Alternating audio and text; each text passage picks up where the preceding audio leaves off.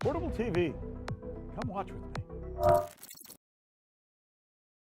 You know, maybe it's because of COVID and the fact that it's waning, or perhaps there's some other reason out there. But there appears to be an increase in deaths and shootings suddenly. In fact, the numbers are startling. More than 233 people were killed in shootings across our country just over the 4th of July weekend. There are more than 540 shootings in all. Those are pretty big numbers. We're talking about a weekend, right? So what gives? Here's correspondent Saya Tavenger.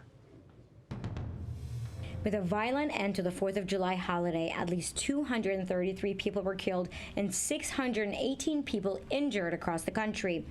And while it's a 26% drop from last year's holiday weekend, according to data collected by the Gun Violence Archive, this may put 2021 on track to continue and even exceed the violent surge that made 2020 the deadliest year of gun violence in decades. Major cities bore the brunt of this violence, with 26 fatalities in New York City and 14 in Chicago. That figure also includes 4 children who were shot in Virginia Friday and 8 people who were hospitalized in a shooting near a car wash in Fort Worth, Texas. Elsewhere in Texas that same day, 5 men were found shot in Dallas. 3 were later pronounced dead. Meanwhile, in Ohio, a 17-year-old boy was killed when a block party was disrupted by gunfire. 7 others died, while 12 people were hurt in the shooting. Now, this comes as many of the nation's largest cities are struggling to contain a continued rise in violent crimes. Shootings in Chicago this year are up 15% to the same period in 2020. Shooting incidents in New York City are up 42.7% in the first half of the year compared to 2020, and shooting incidents in Philadelphia are up 47.5%, and the number of people shot has risen 50%. And 10,317.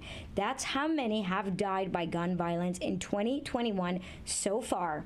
154 of these were children, and 629 of these deaths were teens. For News with Rick Sanchez, Saya Tavenger, RT. We were just showing you that sudden uptick that we saw over the weekend as America celebrated its birthday. There were just scores of people getting shot, shootings, deaths all over the country. When you look at a story like this, there's always the micro and the macro, right? I mean, on the one hand, look, people are celebrating again. People are getting out. People are drinking again. And that usually leads to bad things. Ask any police department anywhere in the United States, anywhere in the world, no less. But then there's the bigger picture of the fact that we just continue to be one of the most violent countries in the world.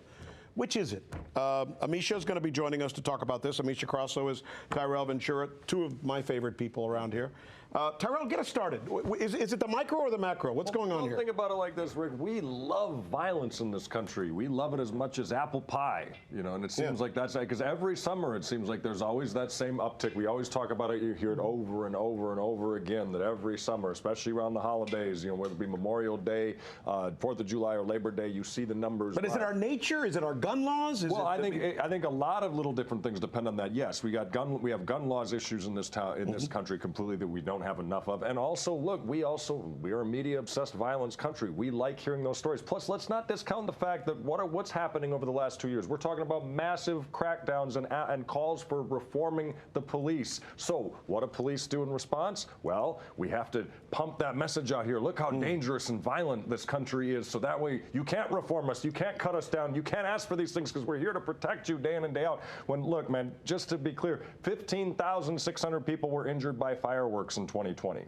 So now that's not to take anything away from the tragedy of these deaths, right? But you also have to look at the numbers. Over 500 died in car accidents over the July 4th weekend in 2019. You know, so there's a lot of different ways people die in this country, not just by guns. It's not to take away from the tragedy of that, but it's just to put things in a little more perspective. But to also put it in perspective, there's no question that compared to the rest of the world, we shoot each other more than anybody else. No, absolutely. And to your point earlier, I think that part of that is our gun culture and a gun access culture.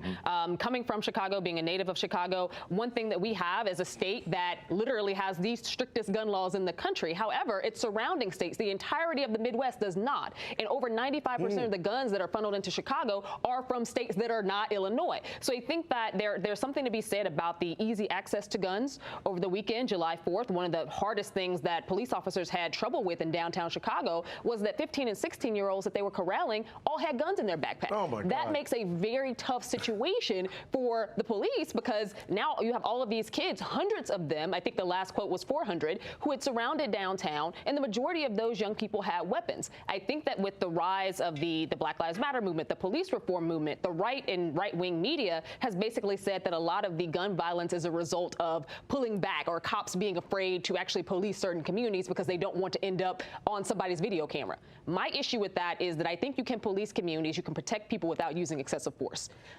It seems to me, though, that there's not, the numbers may be a little more, a little higher, but generally speaking, we're still looking at a problem that's been there for ages. Yes, without a doubt. No, the gun violence in this country has been there since the dawn of this country. I mean, we glorify it. We're a cowboy society. Exactly. We glorify it in our tales of the Old West and things like that, but at the end of the day, that's part of who we are, and what we have to ask ourselves as we walk into this 21st century, is that who we want to be 100 years from now? Is that really the kind of country we want to be? Because there's plenty of other countries around the world that get by without this much violence, whether it be police on citizen violence or citizen on citizens violence. Unfortunately, to be able to do what you just requested, we're going to need lawmakers with a spine, and we don't happen to have a lot of those right now. On either sides of the aisle. That's correct. My thanks to both of you. Appreciate it. Good conversation.